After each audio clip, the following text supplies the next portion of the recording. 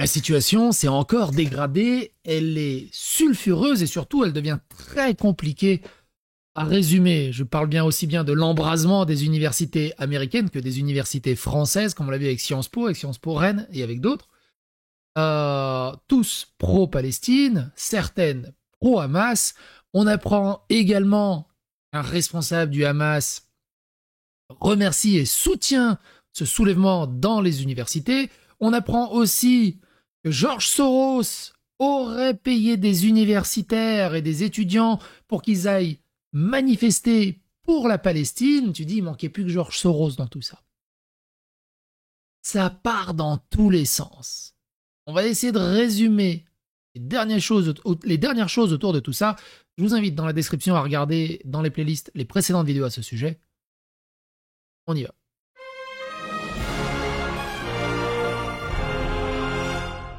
Attention, please.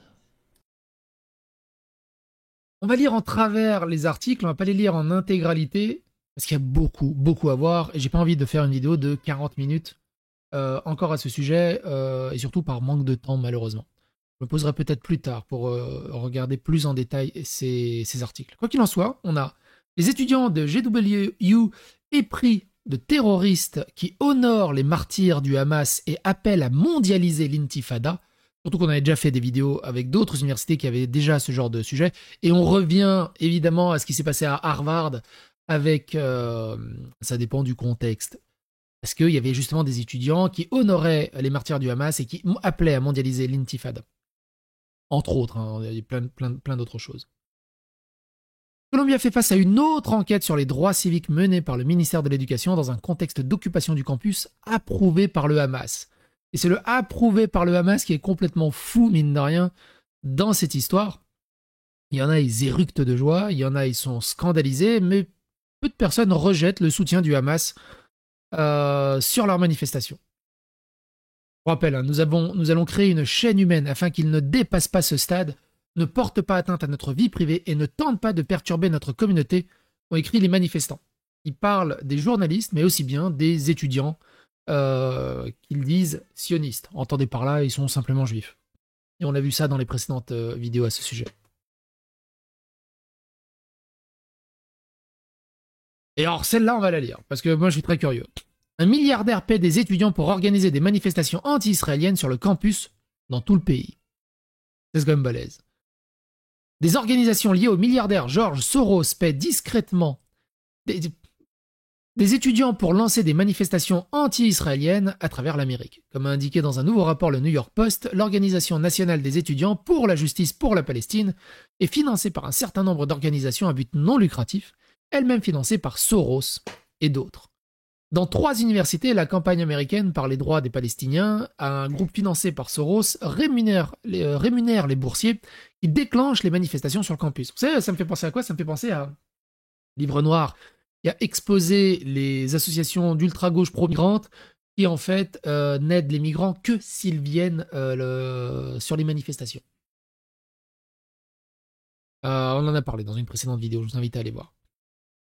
Le Post rapporte que l'USCPR verse jusqu'à 7 800 $ aux boursiers communautaires et entre 3 000 à 4 000 $ aux boursiers basés sur le campus. Ça rapporte, mine de rien, d'être pro-palestinien, mine de rien. Ça rapporte pas mal. Alors du coup, grosse question. Vous êtes étudiant, sans le sou? Est-ce que vous posez vos couilles au sol? Vous prenez l'argent et vous faites la manif? Ou vous restez droit dans vos bottes? Les boursiers doivent passer 8 heures par semaine à organiser des campagnes menées par des organisations palestiniennes et sont formés pour se lever, mener la révolution. Depuis 2017, c'est un peu ce qui se passe également dans les universités françaises. Alors je sais pas, je pense qu'ils ne gagnent pas spécialement d'argent, peut-être qu'ils sont payés aussi, on n'en sait rien. Mais ce qu'on le sait, c'est qu'ils subissent une pression de dingue. C'est soit tu fais de la manif avec eux, soit tu es de leur côté, soit ils te pourrissent la vie ad vitam aeternam. Depuis 2017, l'USCPR a reçu au moins 300 000 $ des fondations Open Society de Soros. Le groupe a également reçu 355 000 $ du fonds de Rockefeller Brothers Fund depuis 2019. L'ancien président des étudiants pour la justice en Palestine de l'Université du Texas, Nida Lafi, membre de l'USCPR, a été aperçue mercredi dans un campement anti-israélien à l'université du Texas à Dallas, prononçant un discours et exigeant qu'Israël mette fin à sa guerre à Gaza. La fille a été arrêtée en janvier pour avoir bloqué la route où le cortège du président Biden devait se rendre pour les funérailles de feu le député démocrate Eddie Bernice Johnson, pour qui il travaillait. Craig Birkhead Morton, étudiant à Yale et boursier à l'USCPR, a été arrêté lundi et accusé d'intrusion au premier degré lorsque la section SJP de l'école a commencé une occupation pour le campus. Malak Afaneh, coprésident des étudiants en droit à Berkeley pour la justice en Palestine, est également membre de l'USCPR. Afaneh faisant partie des étudiants qui ont perturbé un dîner pour les étudiants de troisième année. Est-ce que vous voyez... Je rigole, est-ce que vous voyez... Est-ce que vous voyez le lapsus qui a failli arriver? Ah bordel. De troisième année au domicile du doyen Erwin Chemerinsky début avril. Selon le Canary Mission, Afaneh a publié une photo sur Instagram en juin 2022 avec la légende « Kéfier rouge pour le Front populaire de la libération de la Palestine uniquement ». Le Front populaire de la libération de la Palestine a été désigné comme organisation terroriste par le département d'État américain. Selon le tout ça, hein, c'est des mouvements armés de résistance pour la gauche woke, aussi bien américaine que française. Selon le New York Post, les étudiants du campement de l'Université de Columbia reçoivent des pizzas en livraison, du café Dunkin' Donuts, des sandwichs à $12,50, de prêt-à-manger et bien plus encore. Prêt-à-manger, c'est aussi cher aux États-Unis qu'en France, on dirait. Le campement de Columbia a été organisé par Students for Justice in Palestine, Jewish Voice for Peace et Within Our Lifetime. Selon une analyse du média, les trois organisations ont reçu de l'argent du groupe auquel Soros est lié. La Foundation Open Society de Soros a donné au total plus de 20 millions de dollars à l'organisation progressiste à but non lucratif Tide Foundation, qui a également donné de l'argent à ces groupes tels que la Jewish Voice for Peace. L'Open Society Foundation a donné 650 000 dollars à la Jewish Voice for Peace, qui a cité l'apartheid et l'occupation israélienne comme source de toutes ces violences. Un porte-parole de l'Open Society Foundation a déclaré à New York Post: pour mémoire, l'Open Society Foundation a une longue histoire de lutte contre l'antisémitisme, l'islamophobie et toutes les sortes de racisme et de haine.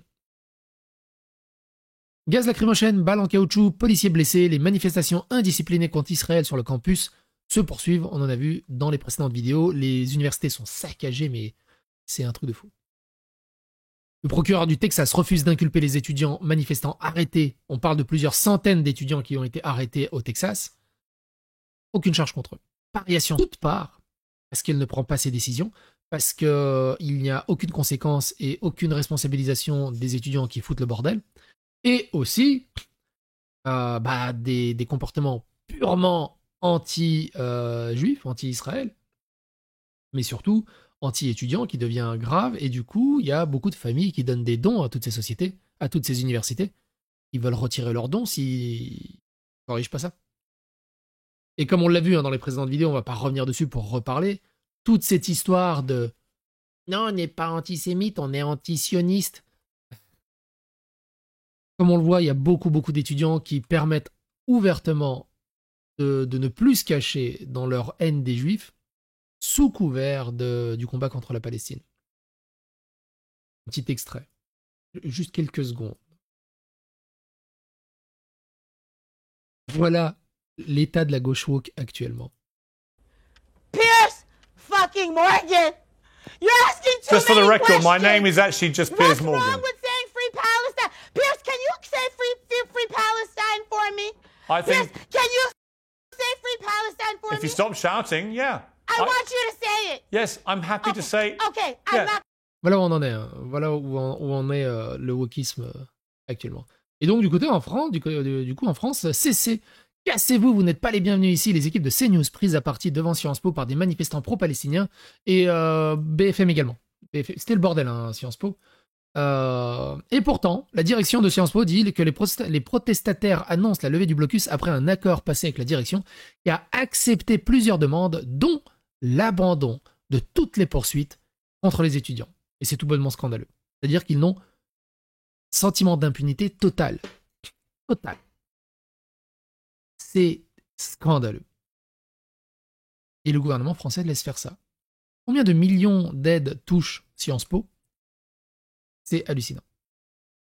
C'est vraiment, vraiment hallucinant.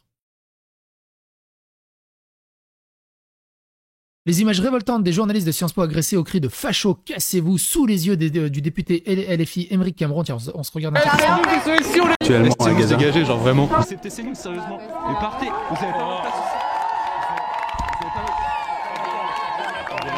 Monsieur, pas de violence, d'accord. Pas de violence. Et après, c'est parti en dehors les fachos, dehors les fachos, dehors les fachos. C'est toujours pareil. C'est des fachos. Mais pourquoi c'est des fachos? Bah, c'est des fachos parce que c'est des fachos. Parce que des fois, ils font de la... Et des des fachos. Pour lutter contre. Là, tu vois que c'est vraiment des idiots utiles de tout ça. Pourquoi sont-ils si violents? Aux États-Unis, c'est pareil. Hein.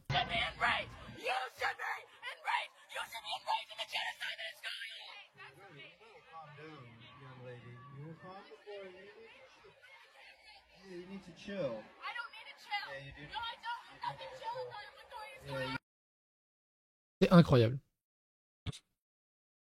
À Colombia, hein. Donc ça, c'est pas antisémite, ça c'est juste c'est genre une solution finale, tu vois. Ah, ça va. C'est un truc de ouf. Sortez d'ici, nous n'aimons pas les blancs. La guerre n'est qu'un prétexte, ils détestent les chrétiens occidentaux blancs et veulent islamiser l'Occident. Et vous le savez. C'est ouf. Nom de Dieu le tarin. Et peut fumer sous la douche. Oh la vache. La LICRA empêché de débattre de l'immigration à Sciences Po, Reims, un blocage organisé par des étudiants soutenus par Zabaoul Liman et l'ULFI. Ces méthodes liberticides sont inacceptables, l'idéologie tue l'esprit républicain. La LFI se permet de décider qui a le droit de parole et qui n'a pas le droit de parole. La LFI, les étudiants associés à la LFI, et évidemment, j'ai oublié, j'ai pas pensé parce que je l'ai vu au détour, BFM qui interroge des étudiants de Sciences Po, ça a été débunké, ce sont des étudiants de Sciences Po, mais ils sont surtout très politisés au sein de la LFI. Et du coup, ce que je veux dire par là, c'est que l'ARCOM, elle décompte pas ça comme de la parole politique? Non? Pareil, BFM dans les pianos qui met juste étudiant, qui met juste avocat, qui met juste expert, ou je sais pas quoi. On devrait préciser, hein, affilié à tel mouvement politique, au bout d'un moment. Parce que ça devient con, ça devient ridicule. Sciences Po Reims, le drapeau français remplacé pendant plusieurs heures par le drapeau palestinien devant l'école, occupé par les étudiants. Incroyable. Un Gazaoui appelle les manifestants aux États-Unis et en France à cesser de nuire à la cause palestinienne. Je répète. Un Gazaoui, palestinien, appelle les manifestants aux États-Unis à cesser de nuire à la cause palestinienne. Très intéressant ce qu'il dit, mine de rien. Il dit ceci. Hein. Selon lui, ces rassemblements sont antisémites et ne se soucient pas de défendre les Palestiniens. Les étudiants sont dans des tentes à cause de la haine des Juifs et d'Israël, a-t-il écrit. C'est ce qu'on disait dans les précédentes vidéos. En tant que Gazaoui et Palestinien, je veux que les manifestants et les organisateurs sachent que leur discours de haine nous nuit, affirme Kawidi. Si les manifestations visaient à obtenir une paix durable et la justice, les Juifs et les Israéliens pourraient être nos partenaires. À Gaza, nous n'acceptons pas les propos haineux ou les appels au terrorisme et tous ces rêves stupides d'éliminer Israël sont répugnants et ne se réaliseront jamais. Nous, Palestiniens et Israéliens, sommes là pour rester. Kawidi, qui s'oppose ouvertement au régime du Hamas et a déjà été arrêté pour ses critiques publiques contre le groupe, a appelé les manifestants à penser également aux victimes innocentes du Hamas, tant palestiniennes qu'israéliennes.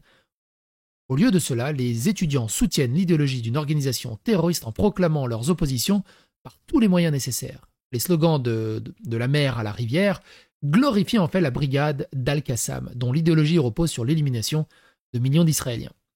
C'est ce que prône Rima Hamas de la LFI. Mathilde Panot, Mélenchon, pareil. De la mer à la rivière. Il y a eu un scandale récemment. Déjà, ils ont été convoqués pour apologie du terrorisme. Mais il y a eu un scandale aussi, pareil, ils ont sorti un drapeau où il n'y a pas Israël. En gros, ils ont été annihilés. C'est leur solution finale. Il a ajouté que les manifestants ne sont pas intéressés par la paix et affirme que certains groupes ont bloqué des militants palestiniens pour la paix, comme moi, qui suis de Gaza. Il devrait nous inviter à nous joindre à ces manifestations. Yaoudi a également dénoncé l'antisémitisme et l'hypocrisie des manifestants. Où était-il quand le Hamas a pris le contrôle de Gaza et nous a massacrés? Ou quand il nous a tenus en otage pendant plus de 17 ans? Franchement, beau gosse. Beau gosse. Parce que oui, on peut dire il faut faire quelque chose en Palestine pour calmer le bordel, mais la première principale chose, c'est de lutter contre le Hamas. Vous étiez où avant? Et au-delà de ça, ils se disent ouais, génocide, au Palestine, il y a 30 000 morts. C'est horrible, c'est horrible. Et le nombre de gamins qui sont morts, c'est horrible. On est d'accord?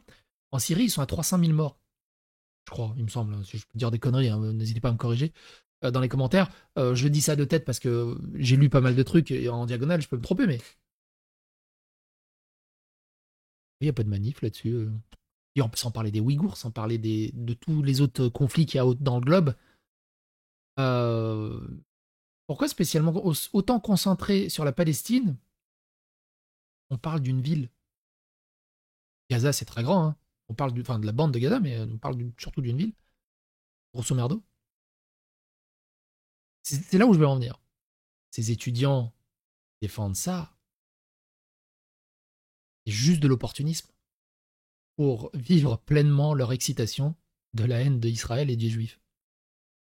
Ils ne parlent pas du fait que le Hamas a conduit les Gazaouis au conflit, a tué des jeunes pour voler l'aide et la revendre, et que ces roquettes ratées ont coûté la vie à des centaines de personnes.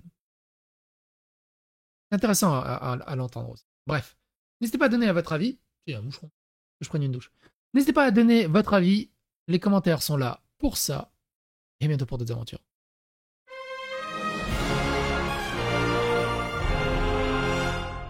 Attention, please.